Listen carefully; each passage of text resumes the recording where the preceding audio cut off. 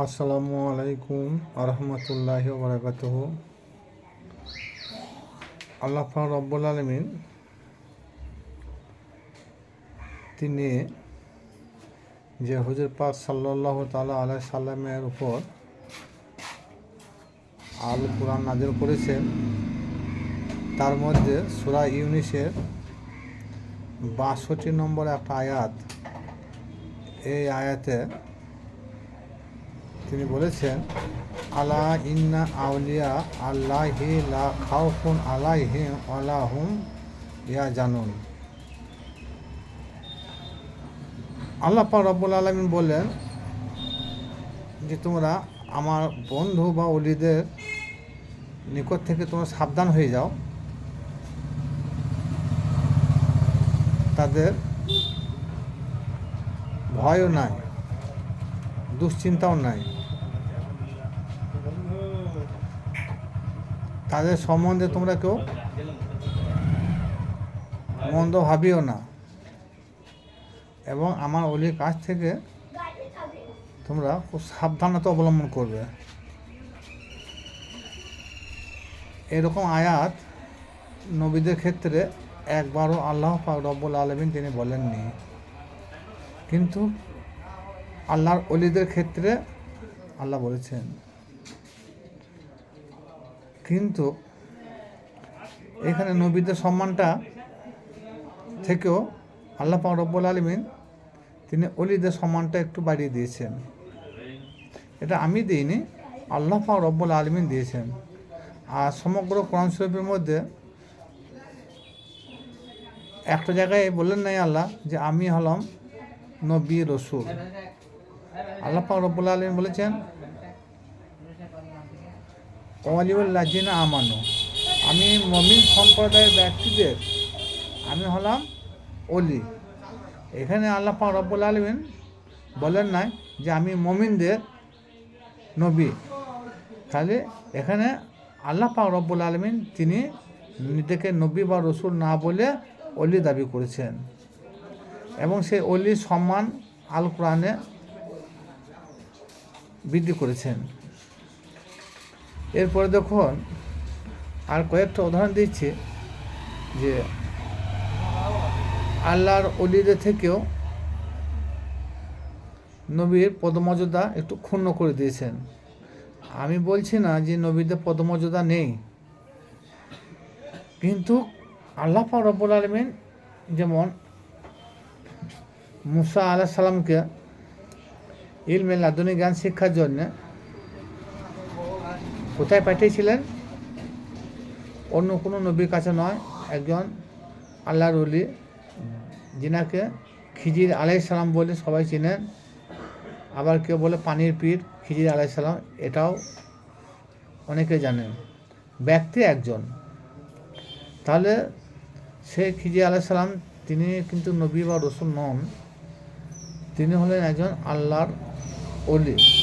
সেই এত বড় মুসা নবী, সেই মুসা নবীকে খিজির আলাইহিস সালামের কাছে গিয়ে ইলমে লাদুনী জ্ঞান শিক্ষা করতে হয়েছে। দ্বিতীয় হলো নবী সুলেমানের জামানায়, সুলেমান আলাইহিস সালামের জামানায় তিনি যখন রানী বিলকিসকে ইনভাইট করলেন ওনার দরবারে আসার জন্যে, তখন তিনি একটা বাদশাহের মধ্যে যে আমার দরবারের মধ্যে এমন ব্যক্তি কী আছে যে রানী বিলকিসের যে সিংহাসনটা তিনি বসেন সেই সিংহাসনটা মুহূর্তের মধ্যে কি আনিয়ে দিতে পারবে আমাকে? একজন জিন এসে বলল আমরা পলকের মধ্যে আনিয়ে দিতে পারবো। বলে আরো তাড়াতাড়ি। বাতাস বলল, সর্বপ্রথম বাতাস বলেছিল আমরা কয়েক সেকেন্ডের মধ্যে আমরা আনিয়ে দিতে পারবো। বাদশা সুলেমান তখন কি বললেন, আরও দূরত্ব আনতে হবে। তারপরে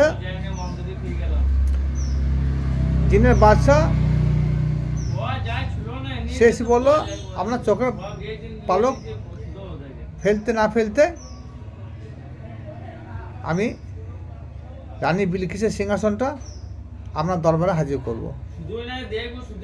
বলে এর থেকে আরও তাড়াতাড়ি কে আনতে পারবে রানী বিলকিসের সিংহাসনটা? তখন একজন বুজুর্গ আল্লাহওয়ালা ব্যক্তি, আল্লাহর ওলি, তিনি এসে বললেন, হে বাদশাহ সুলেমান, রানী বিলকিসের সিংহাসনটা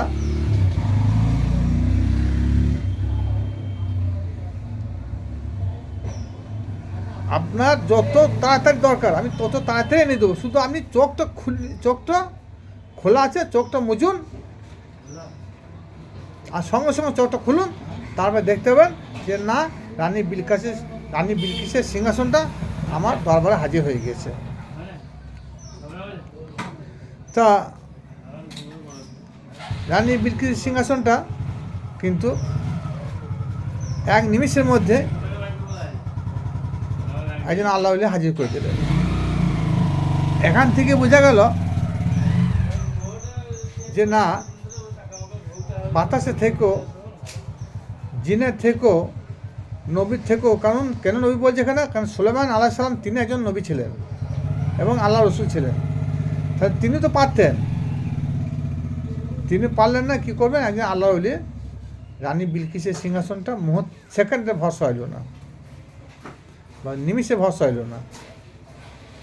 তাহলে এখান থেকে প্রমাণ হলো যে না, আল্লাহ ওলিদের কত মর্যাদা আল্লাহ পাক রব্বুল আলামিন তিনিই বেশি করেছেন। এরপরেও মুসা নবী জামানায় সে এক বাদশা বলেছিল যে আমার সন্তান হচ্ছে না, তা আমার সন্তান লাভের উপায়, তা মুসা নবী বলেছিল, আল্লাহ বলল যে না, তুমি ওই বাদশাকে বলে দিও, ওই বাদশা এই দুনিয়া জগতে কোনো সন্তানাদি হবে না। কিন্তু সেই বাদশার সন্তান হয়েছিল। মুসা নবী এখানে মিথ্যাবাদী হয়ে গেল, আর একজন আল্লাহর ওলির ওসিলায় সে বাদশার সন্তান হয়েছিল। তাহলে এখানেও বোঝা গেল যে মুসা নবীর থেকেও একজন আল্লাহর ওলির পাওয়ার বেশি। এটা আমার দেওয়া নয়, মহান আল্লাহ পাক রব্বুল আলামিন তিনি দিয়েছেন। আর 1,24,000 মতান্তর, 2,24,000 নবী রসুলদের মধ্যে হুজুর পাক সাল্লাল্লাহু তাআলা আলাইহি সাল্লামের শান মান পদমর্যাদা আল্লাহ পাক রব্বুল আলামিন অনেক দিয়েছেন। এত পদমর্যাদা দিয়েছে, ভাষায় বর্ণনা করে শেষ করা যাবে না।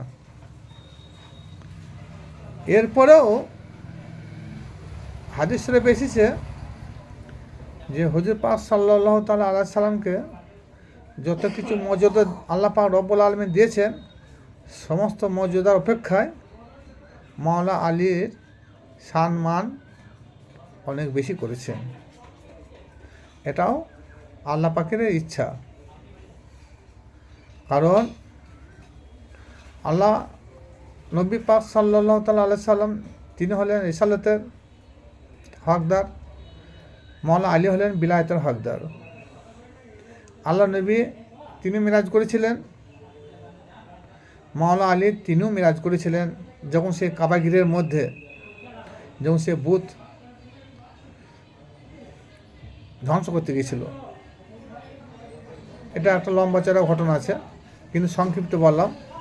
যখন মাওলা আলী যখন সেই কাবা ঘিরের উপরে একটা বুত ছিল, আল্লাহ নবী কাঁধে চেপেছিলেন সেই বুটটাকে নামানোর জন্যে, তখন বলছি, আলী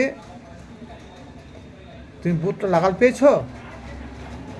ইয়া রাসূলুল্লাহ, ইয়া হাবিবাল্লাহ, বুট নাগাল তো দূরে থাক, আমায় সর্বশরীর আসছে আজিমে পৌঁছে গিয়েছে। সুবহানাল্লাহ। তাহলে আল্লাহ পাক রব্বুল আলামিন তিনার হাবিবকে মিরাজ করেছেন, আর কাবা ঘিরের মধ্যে মাওলা আলী আলাইহিস সালামকে এই সে বুথকে ধ্বংস করার জন্য তিনার মিরাজটা ওইখানে সংঘটিত হয়েছে। এবং আল্লাহর যখন মিরাজে যখন আল্লাহ নবীর সাক্ষাৎ হয়েছিল, সে অবস্থায় মাওলানা আলীর কণ্ঠস্বর পেয়েছিল। এবং হকিকত বলছে, এটা খুব অনেকে হয়তো জানে না, এবং সে মাওলানা আলী আলাইহিস সালামের হাতে হাত দিয়ে হুজুর পাক বায়াত গ্রহণ করেছিলেন।